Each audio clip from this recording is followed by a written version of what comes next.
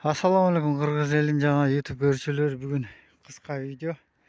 Бүгүн арпа сатып келдим. Анан бу черезери менен өзүмдүн дробилкам бар. Ошону бүгүн бир мүшөктө канча мүнөттө тартат, ошону тартайын деп чечтим. Мындан башка дробилкаларым да бар. Прямой дегендерчи. Именно могу арпаны тартып, жүгөрү тартып жүрчүмүн. Эми мына арпаны тартып көрөйүн деп атам. Канча мүнөттө тартып чыгарат. Эметсе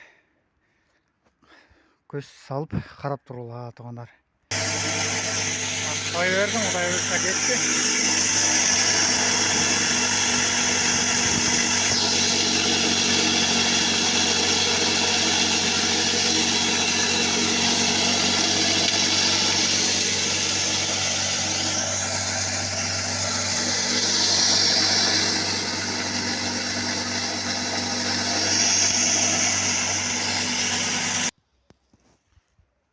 Туура бүтүрдүк туугандар.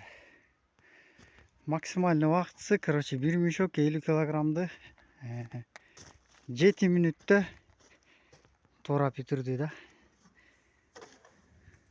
Бир мүшөктү 50 килограмм 7 мүнөттө через ремень дробилкам туура бүтүрдү туугандар. Мындан башка да дробилкаларым бар. Через ремень десең канча акчасы канча десеңер туугандар. Бул 35 миң. Мындан арзан дробилкаларым да бар. 20 миң сценарийскам бар. Дагы универсал бар, прямой мотору менен, ал 23 миң. Анан мындан да мощный мотору менен дагы бир дробилкам бар, ал 40 миң туугандар.